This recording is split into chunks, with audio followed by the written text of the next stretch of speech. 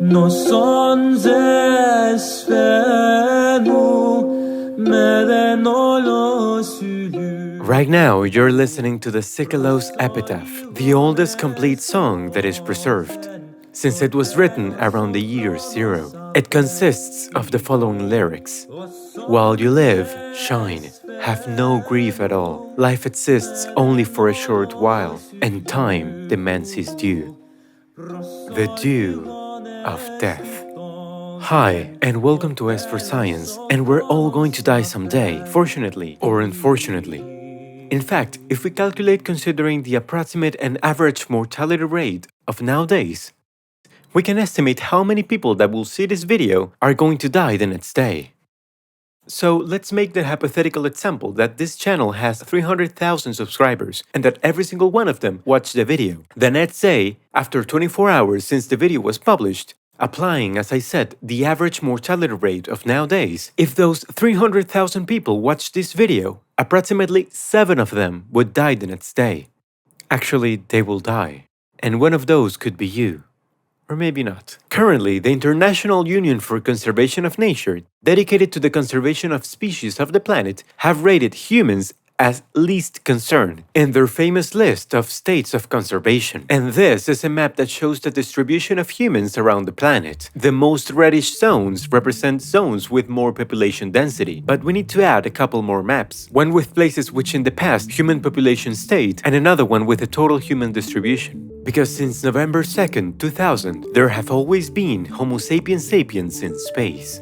Thanks to the International Space Station, which is considered the biggest engineering work of humanity. An achievement in engineering which is the result of an international effort built by different countries around the world. In the station, people from different nations are living together, without the boundaries and differences that exist 400 kilometers below. An example of what we're able to accomplish when we work together. Because humanity, the human being, is an amazing species that, thanks to its intelligence, among other things, has reached the point in which we are right now. But this has had a cost, because among those things is the violence. The Homo sapiens sapiens is the species that kills the most each year. Over, for example, malaria or any poisonous animal that comes to your mind.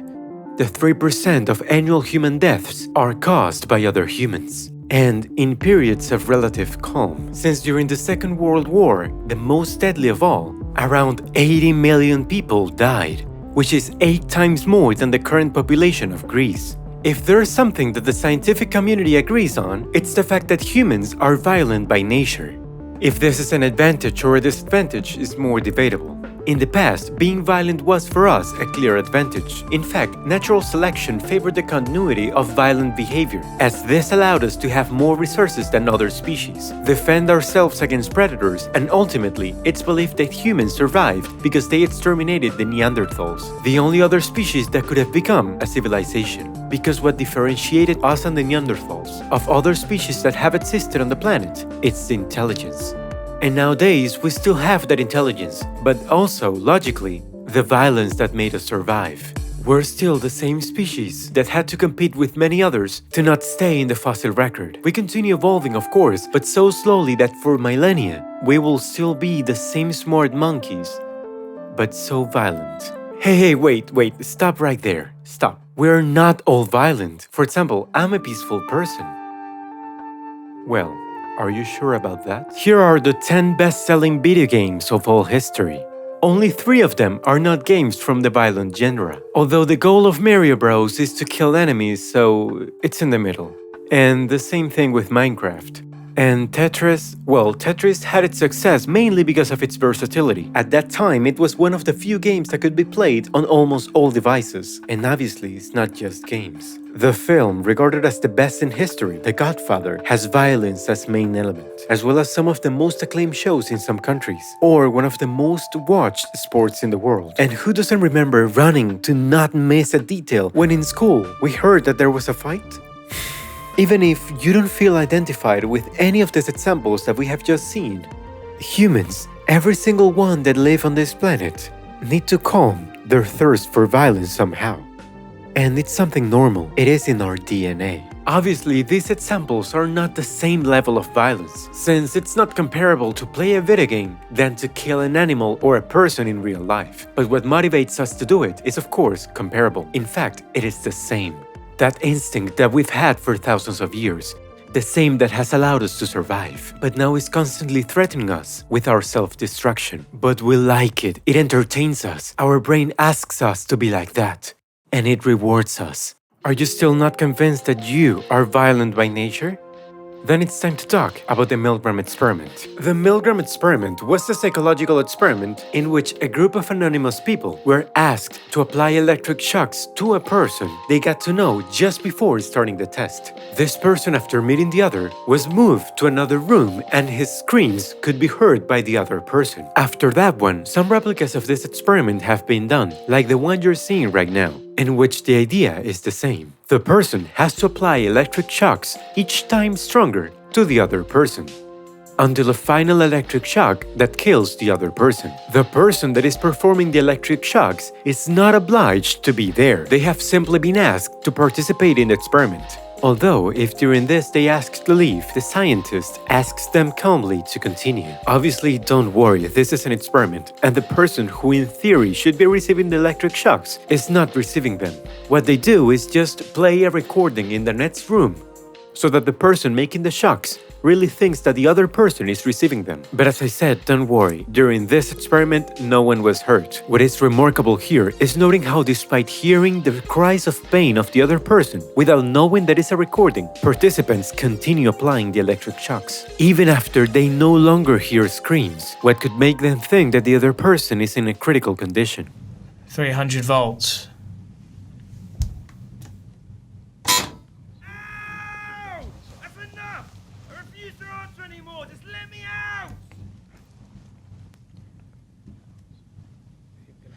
Staple.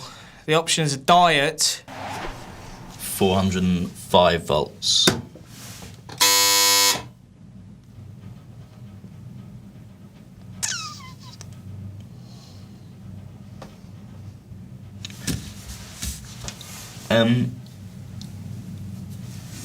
Sorry, I don't know. Is someone want to check on him or something? It's just he's not making any noise now, and he was before. And I'm quite happy to go on, but I just a bit worried about. If you would continue.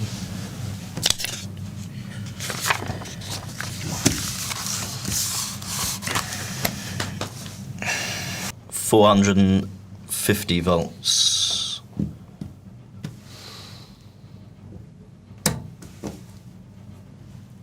It'll be alright, yeah? Please continue.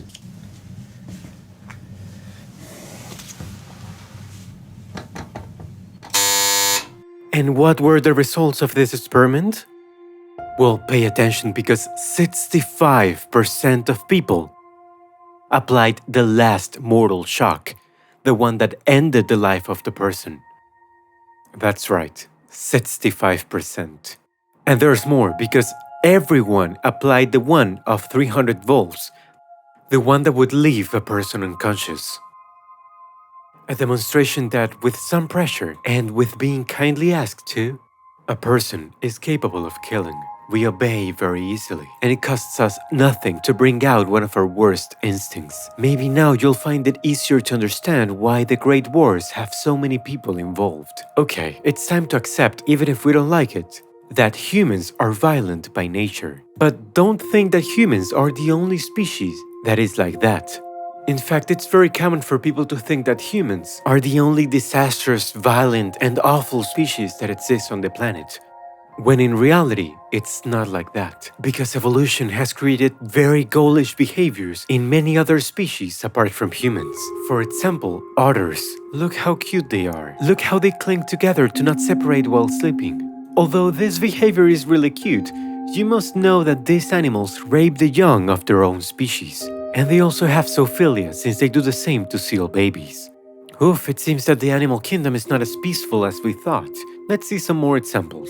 Oh, dolphins, friendly cetaceans that are always smiling and can help many people cure their diseases. They are like people, indeed. They are like people, but for the good. and for the bad. Because the second most intelligent species of this planet is also the most aggressive. Dolphins have as an entertainment the harassment of porpoises that consist in hitting them until death. Corpses of these animals have been found with broken bones caused by dolphins, and they just do it for fun, as they don't compete with porpoises for food and they never eat them. And that's not all, because apart of for their entertainment, it is believed that they do it in order to practice their abilities for killing baby dolphins. Because killing babies of the same species is a very common behavior in dolphins, as in lions and meerkats. Yes, Timon, and many others. And well, there's also rape. Sexual harassment is very common in the animal world, but dolphins carry it to the extreme, since males get organized to form groups that kidnap a female and take turns raping her. And what if there are no females? Well, at least they don't look for seals as the others do, but simply they kidnap and rape the weaker male dolphin. And there are many more cases. We could spend hours talking about them. We could talk about the case of 1912, when the legendary expedition led by Scott, the man who became the first human to reach the South Pole, observed a surprising behavior in the adorable Arctic penguins. Some data that was not published until 100 years later for being too gloomy.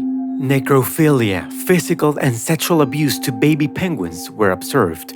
And also we have the orcas that kill seals. Poor seals, always them, just for fun.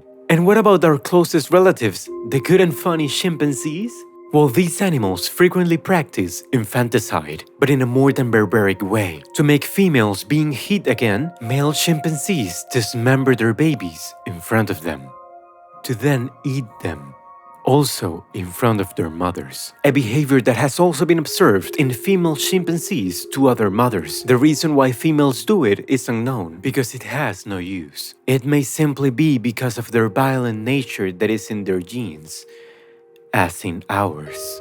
We shouldn't be surprised by how violent we are watching the behavior of the other animals in this planet.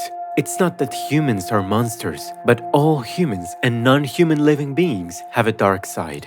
The only difference is that we see it as something bad, because we're learning to control it. Wait, calm down, because I would never kill anyone, nor would I do any of the things that you mentioned. You can't compare playing a video game to killing someone. That is true, and in fact, it is here where there is hope. We all must express our violence in some way.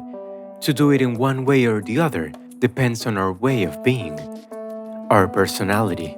At this point, it is inevitable to ask this question: do we make ourselves or are we made? Let's take an example that we have all experienced in our lives.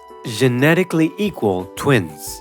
Do they have the same personality? Well, in most of the studies that have been made, it is clear that there are differences between the two, which indicates that the personality of a human not only depends on the genes, but most likely it won't be necessary for me to show you these studies, because you probably know some twins that despite being physically alike, their personality have nothing to do. To be more specific, although there's still some debate on this topic, because some studies establish slightly different percentages. By averaging all the studies that have been published, it is estimated that approximately 50% of the personality of a person is determined by genetics, while the rest, the other 50%, is determined by environmental causes. That is to say, by the environment around the person while growing to be an adult. And this is where the differences come out. If we compare a person raised in Iraq to a person raised in Denmark, as well as if we compare a person raised by doctors to a person raised by military parents. For a better understanding, imagine the following. You now live in a country where the death penalty is not legalized. However, you know a friend or a relative who lives in a country where it is legalized. For you, the death penalty would seem as something totally crazy, something inconsiderable that doesn't make sense and completely inhumane. However, for that person who lives in that country, it is completely normal because that person has grown with it. That's why they would see it as something that has always been done and has no problem. And there it is. That's where you can see how culture, that 50%, can affect greatly the development of the personality of a person. So the real change, if we want the violence to disappear, is not in our genes that for the moment are unalterable, but in the societies of the planet. And is that change possible? Although it might not seem like it, you're living in the most peaceful time that humanity has ever lived. A few facts. Here you see the evolution of the homicide rate in Mexico, gender violence in the United States, mass murder in the world, bullying, and armed conflicts in the planet. As you see, all graphs decrease. However, not everything is good, because terrorism is at its maximum height, as you can see in this graph. The thing is that after this last pessimistic graph, the average number of people who die each year has been decreasing for centuries. So we're living the most peaceful moments in our history. So now we have two conclusions: that humans are violent by nature, and that this violence must be expressed in some way. The question that we must ask now is, this violence that needs to be expressed, could it be expressed in some other way other than bad violence? We have seen before that we all need to calm this innate violence, either by playing video games, playing sports, watching movies of the genre, or even doing activities that have no direct relation to violence. Just like, for example, reading or listening to music, since these actions activate the same brain area associated to violent behavior, the tonsils, helping to canalize this need.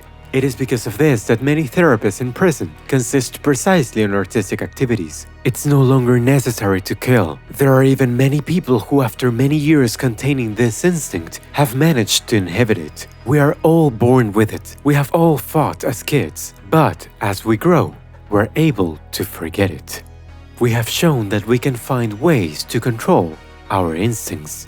In the end, this is what makes us not call ourselves animals. And fortunately, over the past decades, we are finding a way to control one of our worst instincts: the violence. Something necessary, because if we have to wait for violence to be deleted from our genes naturally, we will have to wait for too long. Maybe too long. We humans are an amazing species, with a long list of virtues, but also defects. We started this video with a great virtue: music. That ability to create and enjoy something so beautiful denotes the complex and varied that humans are, apart from contrasting with one of our worst defects, the one we just analyzed. But we have left out a long list, because it is impossible to explain the human mind briefly, since it is at the moment the most complex thing we know in the universe. A wonder of chance, which however is not perfect. Because sometimes perfection is imperfection. If we want to survive as a species, we have to be less human, to make more sense as humanity. Put away our instincts, even though they are part of us. When would we realize that when we bleed, we all bleed the same? A red blood as the red planet. Maybe one day, after overcoming our biggest defect, after leaving aside our differences and understand that we are alone in the same rock floating through space, we would reach Mars. Ironically called the god of war, perhaps to remind the new humanity that gets born in that planet the way that they have to avoid, so that the price of our survival doesn't become our ruin. Thank you very much for watching the video, and goodbye.